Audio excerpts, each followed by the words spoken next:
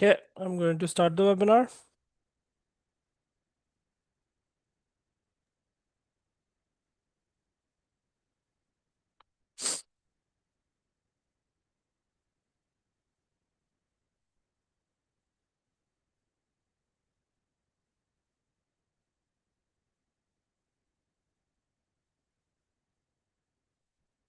Okay.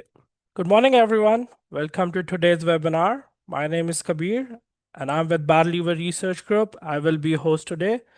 Today, we have Dr. H.A. Bart Lardner, who will be talking about grazing decisions in a dry August. Before we dive in, I'd like to take a moment to thank all the counties that support and fund us. Because of them, we are able to organize webinars like these for you. A few quick housekeeping items. If you have any questions during the presentation, please hold them until the very end. We will have 15 minutes for Q&A session. However, something urgent comes up or you need my help during the webinar, feel free to type it in the chat section. I will be keeping an eye on it throughout the session. Without further ado, let's begin today's webinar. And now please join me in welcoming our special guest speaker. Over to you, Dr. Lardner. Awesome. Thank you very much for the kind invitation to visit with everyone here this morning. And yeah, I just always jump at the opportunity to have a conversation with stakeholders, with producers. In fact, I just got off the road last week on an Alberta swing, and certainly do sympathize with the lack of rainfall in many different counties and rural municipalities. It's challenging. Some areas are getting adequate rain, and some areas are getting no rain. And in fact, here in Saskatchewan, I'm in Saskatoon here at the university campus, but it's about 4 or 5 RMs just south of us here have been declared emergency in terms of lack of rainfall and lack of feed for their cow herds. So it's an ongoing issue year after year, and certainly it's a challenging situation for producers out there. A little background about myself. I'm a professor here in the Department of Animal and Poultry Science at the University of Saskatchewan. And my whole program, coming up 30 years now, is looking at applied beef and forage research. And so working with stakeholders, working with research groups to try and find applicable type studies where we can do the work, multi-year study, and hopefully the producer can integrate that information on their farm or their ranch, and hopefully look at the bottom line as they go forward. And so I do 3 things. I teach lectures on campus here. I run a fairly big research program, about a dozen in my group. And the third thing I do, as I just said, is do a lot of outreach, a lot of extension. And we've been doing lots of work in the US. And in fact, we're just over in Asia a few weeks ago doing some training sessions there. And then, as I said, just in Alberta last week. So what am I going to discuss this morning? I'm just going to talk about some of the impacts and strategies to manage drought. We'll look at some alternative crops, salvage crops. Are these even can be considered wherever you farm or you ranch? And I'll focus in a little bit on some of the toxic issues that when we do go down the road of salvage or opportunity feeds, there's some issues there. I'll talk about annual forages, some of the work that we've done looking at the various warm and cool season annuals. I'll also talk briefly on a study we looked at perennial binary mixtures to address that summer slump. Certainly, these may or may not work, but certainly something to think about. And then we'll finalize and talk about some considerations based on everything I've thrown at you. So I'm going to talk about a lot of different areas here this morning. And so I know this is being recorded, and so that certainly is something we can go back to and revisit with this webinar. So yeah, feed is the single most greatest variable for a cow-calf, for a beef producer, period. I mean, I'm over there in Alberta last week, and hay prices are crazy. If you can even find hay, $200 a bale I'm seeing, or maybe up. It's being advertised on social media, and it's snapped up right away. So, and everywhere I went, it was, and I'm up in the central and north Peace area in Alberta, and it's very, very demanding. Very, very hard to find fiber for your cow herds. And this is back end of August. And so, that's a huge thing. So I certainly sympathize, and I can understand that being a producer myself many years ago, Dad and I farmed at Dawson Creek, BC. So, it's every year it's a challenge, but it's the biggest variable cost for you folks in terms of running your cow-calf operation. So let's just talk about drought. What is it? It's really defined as 75% or less annual rainfall in that April to September time period, and generally it's we're getting half of our annual precip, and that's, as you can see, this picture of a droughted out pasture, not a lot there, probably just some weeds are dominating, and a lot of bare ground, and that's horrible. You folks are facing a demanding decision. I talked to a producer last week, and she's running about 200 cows and just can't find feed. And so, it's a stressful decision. And does she have to make that decision to depopulate, because it's taken decades to build up to that number? And I understand the pride of building an operation, and so it's a very, very hard decision. But what do we do? Do we partner with some of the cropping guys that might be with us? Can we graze residues? Can we maybe fence off some other areas, et cetera, et cetera? So it's very frustrating, this whole business of lack of rainfall year after year. And really, I guess maybe now, are we planning for next year? So you want to go and try and pull all the resources you can together. What's at your fingertips? Can you look at an annual that might, can we bang it in the ground and 6 weeks later have something to graze? Not sure. Can you work with your neighbor, or fence off some maybe some poor cash crops? I'll talk about salvage crops here in a minute. Throw up some temporary high tensile or maybe some poly electric fence. Where are we going to get water? That's always another issue. How do we provide water points if we have our animals out there in that alternate field situation? And then our ability to be very flexible to come up with plan B, maybe plan C, who knows? But as it persists, it's very challenging. And this is, as a research scientist, I've experienced drought 3 or 4 times in our career here. This is back in 01, 2001, 2002. We're trying to do some grazing work with some stocker cattle. In fact, we had to roll hay out there just to extend the pasture conditions. And so, yeah, it's very, very difficult. What's the potential of salvage crops? Maybe the neighbors have some of those, not sure. I'll talk about some drought stress small grain cereals, both warm and cool season. There's the cash crop, canola flax, kochia.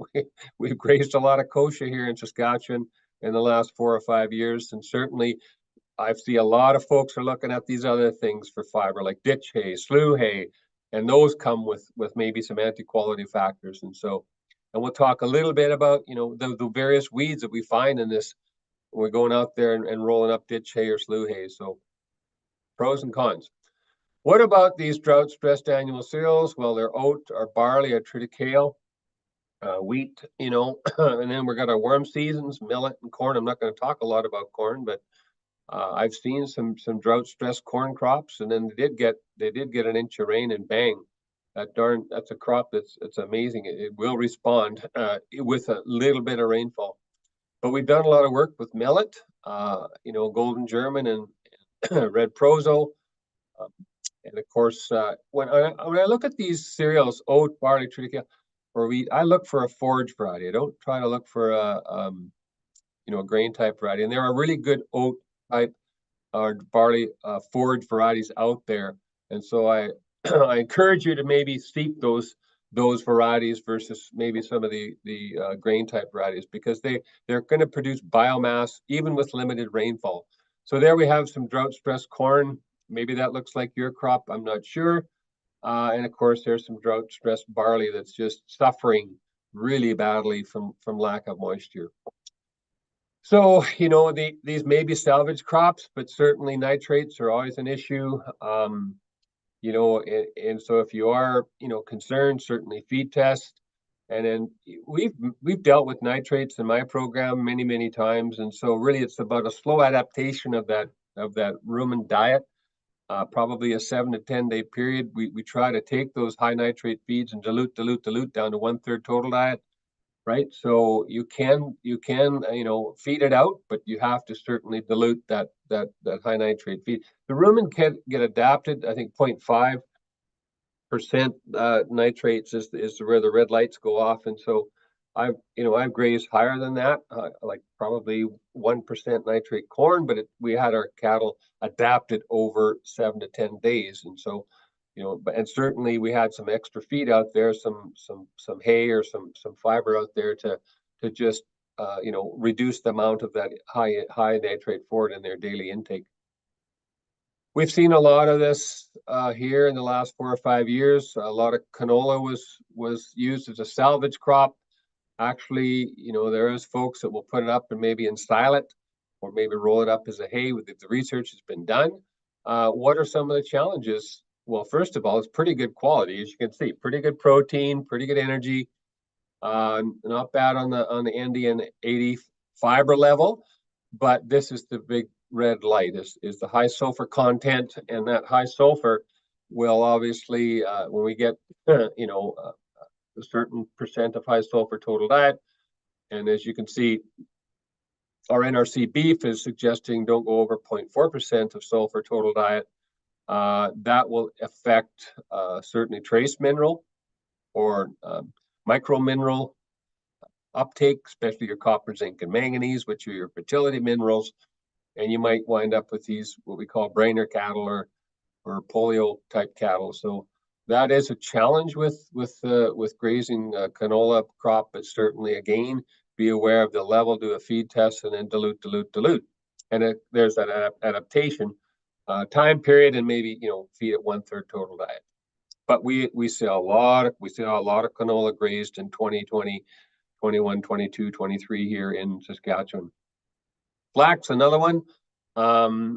It can be a salvage crop. The rumen is amazing. It can adapt to a lot of different challenges, anti-quality challenges. Just give some time for those rumen microflora to adjust to that challenging feedstuffs. And so we see flax. The issue here is prussic acid, right? So it's converted the prussic acid in the green biomass leafy material into hydrocyanic acid, and there's the issue. And and so certainly you want to come out and maybe stretch it out with some grain or some mineral weight again, that 7 to 10 days before going out there. But you will see that prussic acid content decreasing as that plant matures, and we'll get into some talk here about sorghum Sudan hybrids as well with the prussic acid challenge. Kochia, yeah, as I said, there's a seed bank there, so we see a lot of kochia.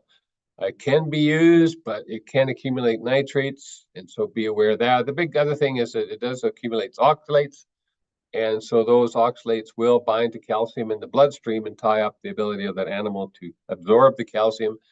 Certainly, beef cattle have a calcium requirement, phosphorus requirement, and so straight kochia hay, again, probably want to dilute and feed maybe up to 30% total diet. But we saw a lot of kochia hay being fed out here as well. And make sure there's that trace mineral sup out there to offset that oxalate content in the kochia. Okay, atypical weeds, atypical plants. Then here's some that are out there, and they're everywhere. Dandelion, lamb quarter, red root. I saw a lot of these in some fields and pasture walks we did last week. Stinkweed, phylloxy. There is an anti-quality factor, so beware of it, and maybe your green feed bales. But certainly, there is quality with weeds. It's just they carry these darn anti-quality factors, and so there's a lamb quarter, nitrates, red root pigweed, nitrate oxalates, and then of course the pennycress or stinkweed has these glucosinolates, and so there has been some issues with that as well, where you see a certain batches of these weeds in their green feed bales or maybe our ditch hay, and so just be aware or look for them, manage and monitor. Briefly, when you're going to be rolling up that ditch hay or that slough hay, there's toxic plants, and they're out there. We talk about them every year, probably early in the grazing season, late in the grazing season, probably your productive species are drought stressed, but these guys tend to stay green and they tend to lure those hungry cattle over to those areas. And every year we deal with it. So what am I talking about? Briefly, water hemlock, seaside arrowgrass are kind of the 1, 2, 3. But see if you make sure you can recognize them. Maybe be aware. Maybe they're around that dugout or that water point or in the stream bed. Uh, Water hemlock, there's various varieties: western, spotted, northern, and it's the resin in it, and certainly it's in those riparian areas is where we see this water hemlock persisting, marshy grassland, streams, sloughs, or forests. And so you will confuse it with cow parsnip. Okay, so there's your water hemlock there, and there's your cow parsnip, and so that's a non-toxic. And so certainly be able to identify or get some resources, folks out there to help you identify water hemlock. Toxic when green or dry, very toxic if the animals consume those roots. And of course, it's not a very good mortality issue. Seaside arrowgrass, triglocan, is out there too. It's in that slough hay we're trying to roll up for fiber for our cow herds in those salty marsh areas.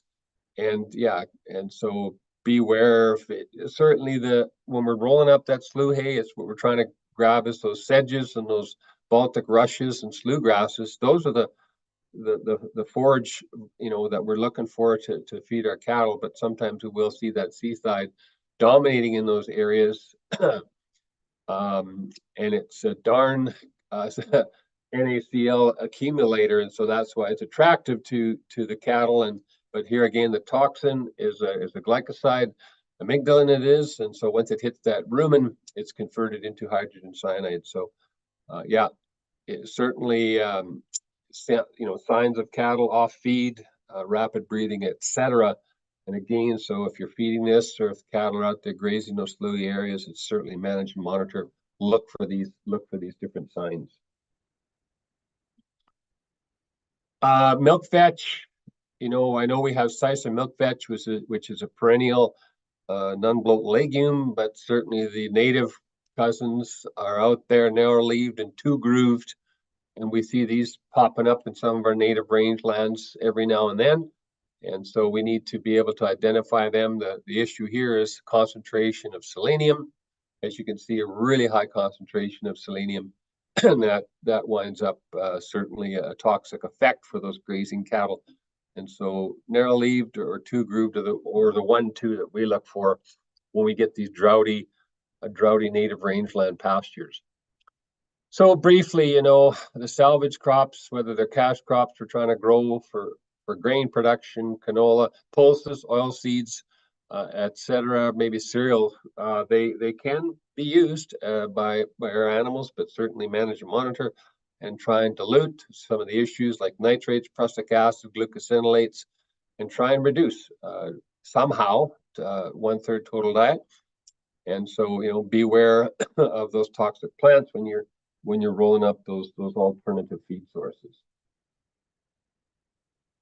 All right, let's just talk briefly about some of the annual forages that may be out there, some of those forage type oat, barley, triticale, and I'll talk about a wheat variety that's out just being released as well. As you can see, do we put them in, zero till? Do we use the sod seeding strategy just to get something in there, and hopefully, fingers crossed, there's enough subsoil moisture, or maybe we'll get that 1/4 inch or something to just kick it out of the ground and maybe something to graze 6, 7 weeks later. So some of the cool seasons, like late fall, late summer, which is right now, can we drill them in? As I said, a no-till approach, and then hopefully have some grazing to maybe take the pressure off of perennial resources, whether they're tame seeded or maybe a grass legume pasture or maybe a native range. Just an alternative to take the pressure off when we're trying to drill in these annual cereals for annual pasture resources.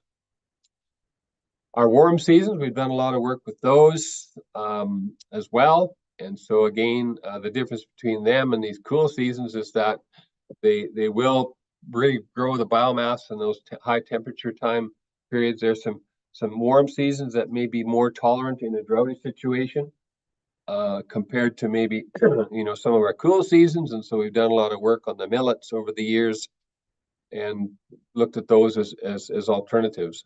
So I'll talk a little bit about our cool season oat, barley, triticale, wheat. Our warm season, our millets, as you can see, red prozone, golden German. We're just starting to look at our sorghums and Sudan and sorghum Sudan hybrids. And of course, the vegetables, the Italian ryegrass probably need more moisture. But here's really an option that I get a lot of questions on: what is our winter cereal option to maybe put in a spring or a midsummer sod seed, direct seed-ish in fall rye, winter wheat, winter triticale? Really, all these are three options. So which one is those going to work for me wherever I farm or I ranch in BC to Manitoba, right? Because again, said oat varieties, forage varieties, generally low input, generally will throw something up even in a drought type year. You can, as I said, have something there to graze 6-7 weeks after seeding. These are the ones that we've looked at over the years, our forage varieties like Baylor and Haymaker. We're continuing to do a lot of work with Haymaker in some of our summer and winter grazing programs. And of course, there's that CDCS01, which is known as a super oat. And I did see evidence of it too in my travels and talking to producers through Alberta and through Saskatchewan. So, what is the difference between a forage variety and a grain type variety? Well, really, you can see the big leafy biomass. That's what we want those cattle to have. I'm not really interested in seed production very much. It's just those wide leaves, and that's going to give us some good biomass for our cattle. Well, there you can see the difference between a grain and the baler on the right-hand side there. You just see more leaf biomass. On the forage barley front, there's some really nice ones out there. They tend to be maybe more drought tolerant. I saw a pretty nice field up at Fort Vermilion last week. They had a barley, it was a barley oat mix, and even with lack of rainfall, it was doing pretty good. Dark brown soil zones. We obviously want to pick a variety that's a smooth on variety.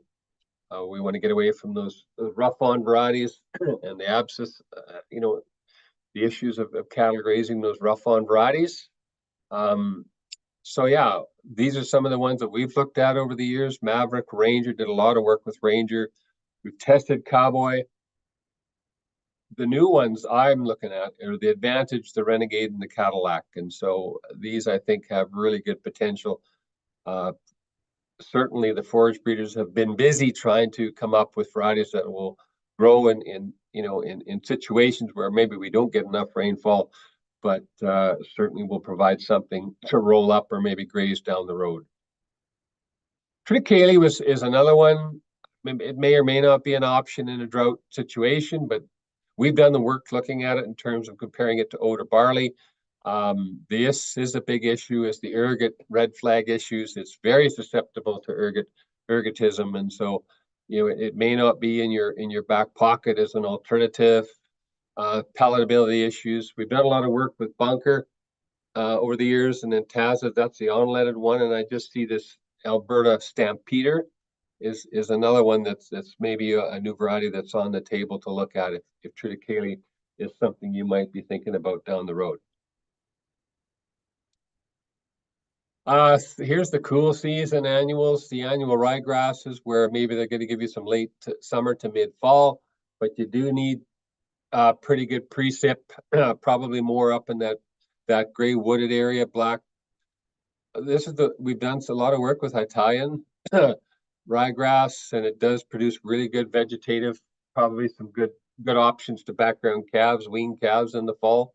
But certainly, and of course, the obate will go repro, so we'll throw up seed heads in that year of seeding, where the Italian ryegrass, the Maer's Ledger, will not. But yeah, so it's probably maybe not an option for a drought situation. Whereas I talked about those cereals, the oat and the barley, but certainly something to think about. Now, the annual winter cereals is what are we doing? Well, they're a winter cereal where you'd probably fall seed and then allow it to overwinter and fertilize and produce grain the next year. Well, let's put it in maybe late spring, early summer, or midsummer, and get nothing but vegetative growth, nothing but leaves, which is what you want for grazing. And we've done a lot of work with these annual winter cereals. Again, they work quite well. We've done a lot of work on the hazelnut and the prima fall rye over the years. And they're very, very drought tolerant. They're also very good at controlling weeds. They are very competitive. And so you might be putting it in late summer, as I said, either a sod seed program or a direct seed program. These, fall rye is amazing. As I said, very competitive. Actually acts as a biennial. It's an annual winter, but actually biennial. So I put it in, and 6 weeks later, get some grazing, and I get a little shot of rain, and I'll graze it back into the fall again.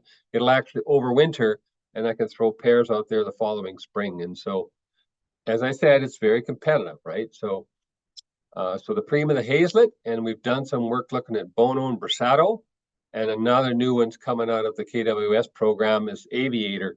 And so it really shows tremendous potential in terms of a hybrid fall rye variety. Compared to winter wheat and winter triticale, I'm always kind of leaning towards fall rye when I talk to producers, and you do see a lot of folks have already tried these different varieties and really, they've worked for them, even in a droughty type situation.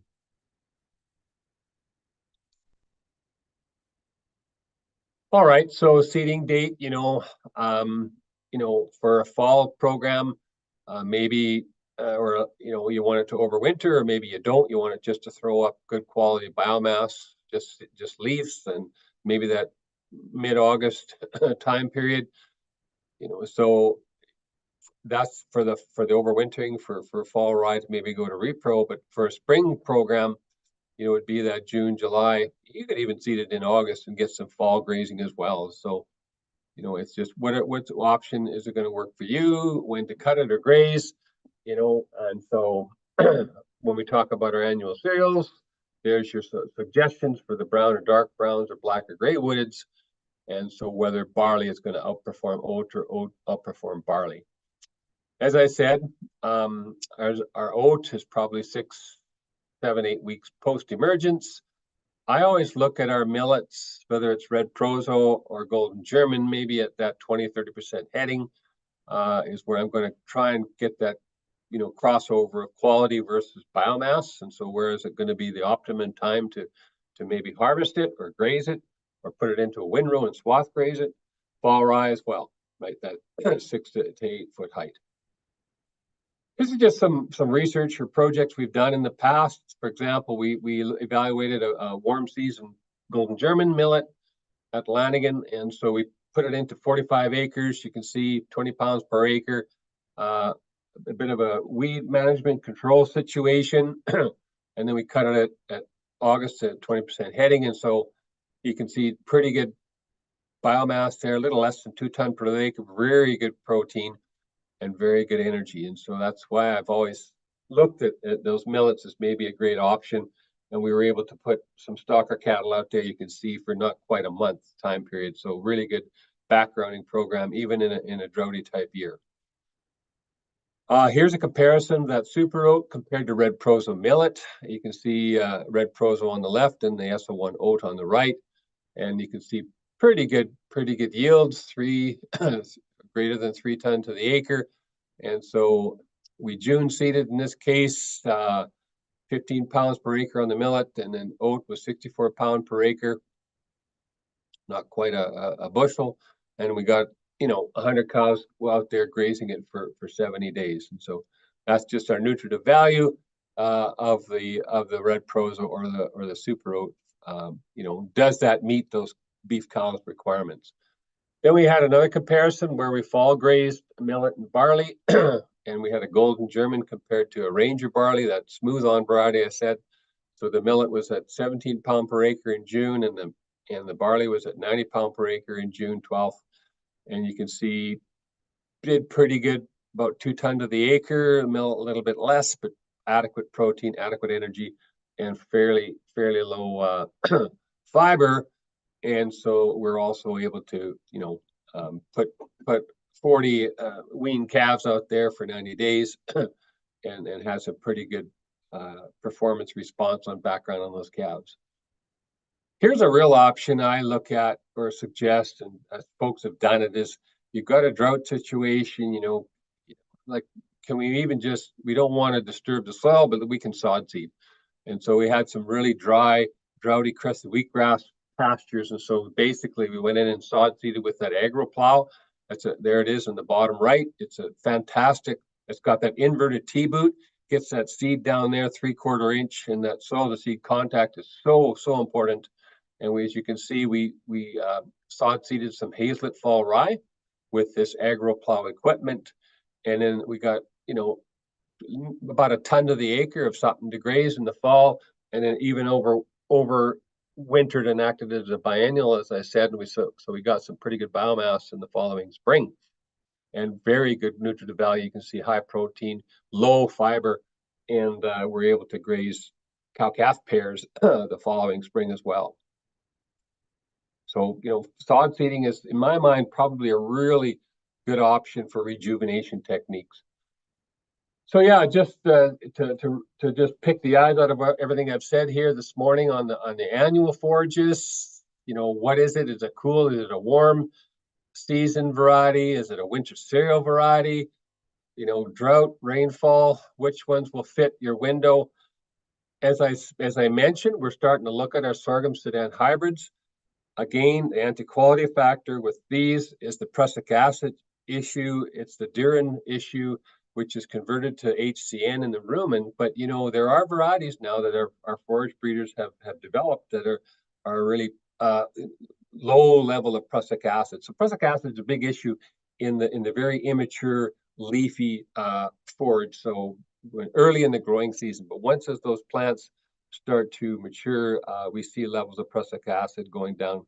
Why is it there, you ask? Well, it's a defensive mechanism, right? So a lot of these anti-quality factors, be it silica or maybe prussic acid, is to not so those plants don't get grazed by ruminants, and so that's why they're there. They're a deterrent from grazing. The plant wants to persist, so that's why they're there. So we're going to look at some of those sorghum Sudan hybrids and test some of them that are out there as options across different ecoregions in Western Canada, so we can make some good suggestions for you as producers going forward. So what's your plan? Harvest or graze? Always have a dual purpose objective. You may put it in to maybe make a silage or maybe graze or maybe just to extend the grazing season in a drought situation. When do I get out there? Is it spring? Is it late summer? Is it early fall? Yeah, and so certainly manage and monitor, and feed test is a no-brainer in my mind when you're using some of these annual forages, or as I talked about previously, the salvage crops, or maybe that ditch hay or that slough hay. Okay, I just want to maybe touch on now this perennial option that we looked at in a summer slump situation. What do I mean by summer slump? Is when that August, September time period where we are now, and pastures have gone downhill. They've not produced very much, and our protein is very low. Our phosphorus is very low. But so we looked at a study looking at, you could see 4 different binary mixtures, very hardy, yellow flowered Siberian type alfalfa, yellowhead, with a hybrid brome grass, and then that same alfalfa with Russian wild rye, Tom. And then we put in our sandfoin as an unbloater with that same hybrid brome, and then sandfoin with that Russian wild rye. And so how do these work at 2 different locations, at Swift Current, Saskatchewan, which is very semi-arid, brown soil zone, and Lanigan, which is, dark brown soil zone. So how do they do in terms of addressing that summer slump or lack of grazing in that August, September time period? So yeah, we put them in, and we grew them and looked at forage yield. We looked at nutritive value, and then of course we put stocker cattle out there and saw how did they perform in a situation where we were really challenged for rainfall in those years that we did this particular study. So we went out and measured yield and quality, and then we had at Lanigan site we had 64 stocker cattle out there for 30 to 40 days, and at Swift Current 48 stocker cattle out there 34 to 47 days, depending on the treatment. Here's our yield of our species. There you can see the four of them up on the top. Our alfalfa hybrid, alfalfa Russian wild rye, sandfoin hybrid, sandfoin Russian wild rye. So there's our yields, pounds per acre, just probably a ton and a half, depending on which variety we looked at. And there's the level of legume versus grass. And in my mind, legumes should always be in your rotation somewhere, somehow. And I'm talking perennial legumes here. I'm not a big fan of the annual legumes. We looked at the crimson clover and the Bercine clover, and they've not done very well for me here in East Central Saskatchewan. So there's our Swift current. Here's our Lanigan.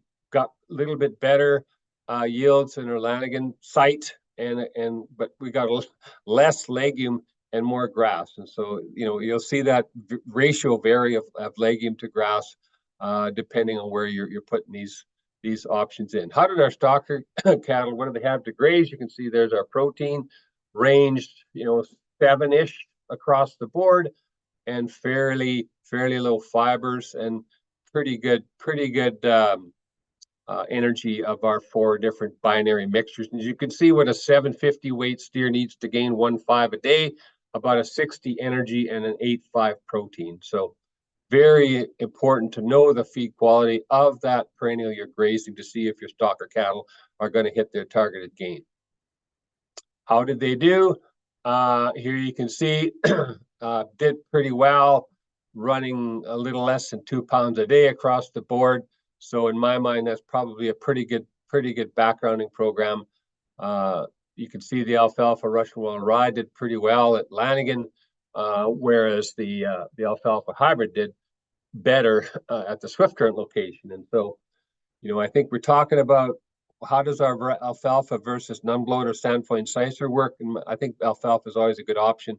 And there's been more money lost or by producers not putting alfalfa in their rotation for the fear of bloat than people actually putting it in there and trying to manage it with a grass in that mix. And certainly the high quality alfalfa, it fixes atmospheric nitrogen through biological nitrogen fixation. So in my mind, alfalfa legume is a no-brainer. It needs to be in your rotation system. End stop. So just to pick the eyes out of that particular study, very variability on the soil zone, the brown versus dark. And so we saw that the Russian legume had a greater yield at Swift current, and our hybrid legume had a greater yield at Lanigan. And despite it was late summer fall grazing, we saw reasonable background gains on those stocker cattle. And so there was certainly something to think about if that's going to be something I'm going to put in to address that summer slump where we're seeing a lack of perennial pasture for grazing. I just want to finish up now and talk a little bit about a very common conversation we're seeing, and that's these polycrops, these cover crops, and are they going to work for you in a drought situation? As I said, I was just up doing some field stops and tours last week at several locations in Alberta, and I saw some good crops, and I saw some very poor crops of these cover crops. And so you're going to get my opinion on how or if they will perform for you. So I think we have short memories that we've been looking at cover crops for many years. In fact, we were growing turnips at Lanigan, Saskatchewan, Western Beef many years ago. You can see there. We looked at the above ground biomass and the rooted varieties as well. So I think this is where these cover crops might work in terms of what's the objective is to improve soil characterization compared to maybe growing a straight oat or barley with a fibrous root system. We're putting in 2 or 3 or 4 maybe. I'm not a fan of the multi-species. I don't like to see the 8 to 12, the complex mixtures, because in many situations, only 3 or 4 of those are going to actually germinate, but you're still paying for the other 8 plus in the mix. And so in my mind, that's a waste of money. You want to make sure that why is that variety in my mixture? What's its objective and what's it going to do for me? So just something to think about when you're putting these polycrop mixtures together. Is there ability to put together your blend? Like, is it a cool season, a warm season? Is it an annual legume? or is it a brassica? Why is it in there, and what's it going to do for me? So here's, I think, is what is the variance in rooting capacity below ground biomass. And so that's huge. And so you can see that some have tap roots and some have fibrous root systems. And so in my mind, that's going to help somehow, some way, if you're looking to maybe improve your soil characterization. With these different rooting varieties, you're going to see that, infiltration rate to allow those short, quarter-inch rainfalls to percolate down and those plants to actually absorb it. And so we hear lots about soil carbon sequestration these days. And so I think the jury is still out on how these will improve them. And that those are long-term studies. And we're doing some of those studies here in our research group. And so stay tuned working with our soil science colleagues. So yeah, here's a study we did out at East Central Saskatchewan. This is some of Jackie Dreisner's work. And what was interesting in terms of the quality situations, we compared a straight monoculture barley with a polycrop, about an 8 to 9 species mixture. And you could see pretty good energy. Protein was a little bit greater in our polycrop compared to our monoculture barley. But the real little kind of red light was, as you can see, the high sulfur content in the polycrop. I talked about high sulfur in total diet. So that can be a little red light you need to manage and monitor. And of course, the high nitrates. And that's something you need to think about. Where are they coming from? They're coming from those brassica species, the turnip, the radish, right? The kale. And so I think, in my mind, you don't want to go greater than 10% composition of your brassica in that mixture. Another study we did was looking at 3 different treatments: a straight monoculture oat versus a simple 4 species that had oat, pea, brassica, vetch, and another 8 complex species. We called it oat, barley, pea, brassica, vetch, teff, chicory, and millet. So briefly, we looked at obviously biomass quality, bot comp, cow performance. We had weaned cows out there fall winter grazing these in the swath graze program, and then looked at different soil characterizations. So how did they come over a multi-year? What was the response over a multi-year study? The oat did fairly well. The monoculture oat did fairly well. The 4 species, we saw really good evidence of oat, pea, and brassica, not so much of the vetch. The 8 species, we saw really good composition of oat, pea, barley, brassica, challenging to find vetch, challenging to find teff grass, challenging to find chicory, but we did see evidence of millet. And so there again, there you go. We got an 8, and only 5 of those species actually germinated, and we had something out there for the cows to graze in the wintertime. Yeah, we did several things in this particular study. We're obviously measuring enteric emissions and, as I said, soil characterization. But briefly, how do they, and this is really dry years. This is really challenging, droughty years, less than long-term average for rainfall, but still we had some grazing out there. And here you can see about 2 ton for our simple, our oat, our monoculture oat, and then there's 4 species simple and an 8 species complex, and pretty good nutritive value for protein and low fiber on the NDF front.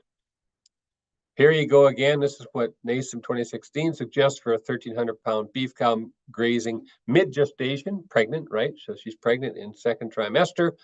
And so she needs a 55% energy and an 8% protein in that forage, in that feed. Over 3 years, multi-years, we saw, this is the body weight change, all positive, and that's good.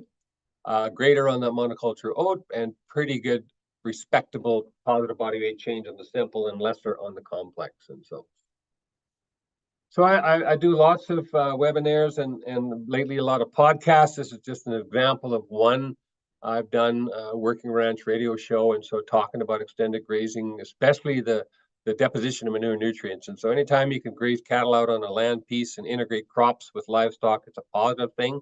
The benefits of ammonium and nitrate nitrogen out there is just unbelievable.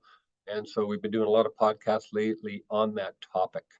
So just to wrap up, this is my lab. As you can see, my ability to go out and do lots of workshops and presentations around the country and in other countries. And so I need to thank everybody in my lab group. there's our website, westernbeef.org. Feel free to click on there. We have lots of videos and fact sheets that will add additional information to our conversation here this morning. So thank you very much. Questions, comments? Right. Thank you, Lardner, Dr. Lardner.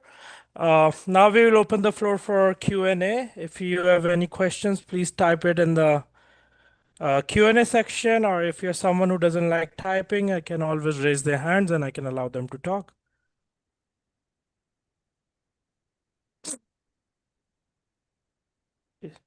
Perfect. There is a question.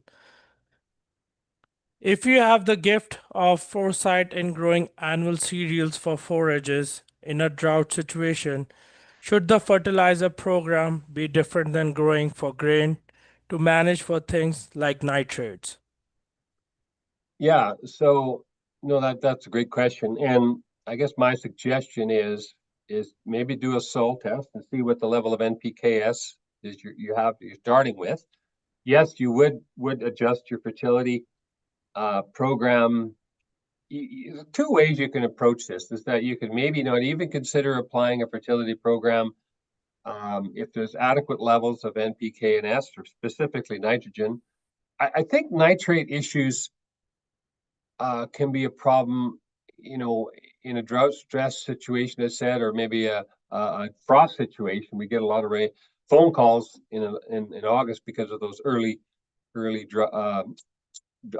frost situations, and so I know they've experienced some drought already in certain areas of the country. But you may not even put on a fertility or maybe a lower than recommended level. And so for a lot of years, I only went with 50 pounds of N on some of those annual cereals. Just trying to not have that issue of, I know it's going to be maybe lack of rainfall, but I want to have adequate enough fertility there for at least something to germinate and something to give, even if it's a 3/4, half, 3/4, 1 ton to the acre of something for those cattle to graze. That's better than nothing. Perfect. Hopefully, Dave, that answers your question. Are there any more questions? Is there anything else you want to add on?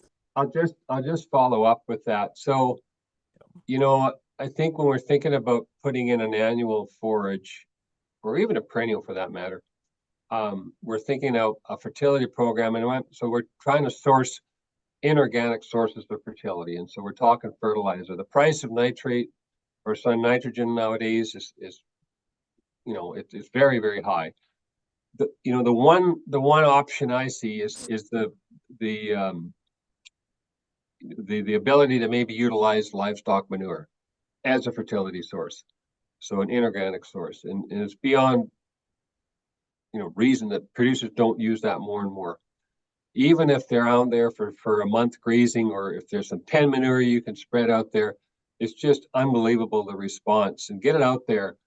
Some of the work we've done is that when the animals are out there grazing in a summer or a fall or a winter program, the deposition of manure and nutrients is unbelievable.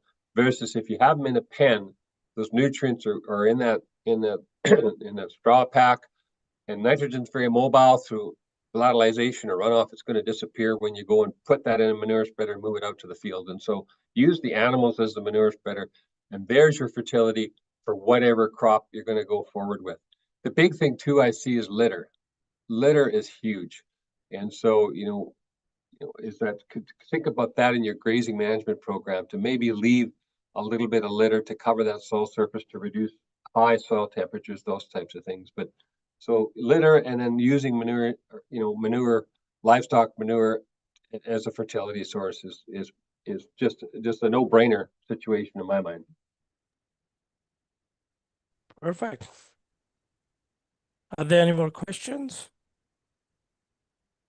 Is there anything else you want to add on to your presentation by the time people are typing their questions? No, I think we've covered quite a lot here this morning. Yeah. I think, stay tuned. We'll have some more summary conclusions of using polycrops. As you can tell, I'm not a real fan of those complex mixtures. I'm kind of more of a simple mixture. In fact, we're starting two studies this right now in August and September and October, and we have just a two species and a three species mix. The two species is an oat and a pea, and the three species is oat, pea, and a brassica, right? So we've gone away from all those other, ones that don't germinate that you'll see in the conventional mixtures that some of the seed companies are offering for producers. And I was just up there and I said last week talking to many producers and saying, you paid for 12 varieties, but only two showed up. So just maybe something for you to think about going down the road. Perfect. I guess there's no more questions. We can conclude Oh, the yeah, another webinar. one. Chat. Yeah. Oh, there is another one. I see. Any difference in the older forage pea varieties like 410 to the newer varieties like Jasper? Um, Great question. We've done a lot of work with 4010, and it is, as you probably already know, it works quite well um, in terms of in a mixture with a barley or an oat. Um, and so we've done some small plot work with Jasper, and so it's a multi-site integration of cropping with livestock study. We're doing a 5-year cluster program. So, that was small plot work, and Jasper's done quite well in terms of yield, but we have yet to put it into a grazing situation. But certainly, what I see is not, to maybe not be able to answer your P question, but certainly on the fall rye question, these hybrids are going to work really well compared to our conventional, say, Prima and Hazlet, and as well on the sorghum hybrids as well are going to do way better than some of those early sorghum that I looked at many years ago that just didn't do very well at East Central Saskatchewan. So the breeding programs have come a long way. So I'm assuming that yeah, the on the P end of things as well, some of these new varieties are going to do better than those conventional older ones.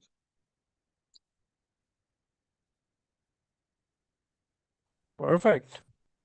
Hopefully that answers your question. Are there any more questions? Let's wait another minute just in case someone is still typing and just to be sure. And yeah, is there anything else you want to add on to? No, I just like us. You can see our websites up there, and we have lots of fact sheets. In fact, we're writing new ones from a lot of our ongoing research right now. I didn't even get into the winter grazing, but we've looked at corn and different swath graze programs, bale graze programs, crop residue as well as another alternative to maybe, if the producer's taking it off at grain, can you get out there and utilize, the residues of an annual cool or a warm season? And so those are real options as well. Perfect. Yeah, I Yeah. guess there's no more questions, so guess we can just conclude the webinar. Well, Thank thank you. you again very much for Yeah, the invitation. It's been yeah, great visiting with everybody. yeah. As a follow-up, you can listen to the recording and feel free to email me and certainly I get lots of questions, dozens of questions from producers all over the place. So feel free to do that. Perfect. Thank you, Dr. Lardner, for an amazing presentation. It was truly a pleasure to have you with us today. That brings an end to our webinar. Thank you all for attending. We hope you found this webinar informative and useful and enjoyed the discussion. If you have any feedback or suggestions for future topics, feel free to share them via email. Have a great day, and we look forward to seeing you at our other webinars. Thank you.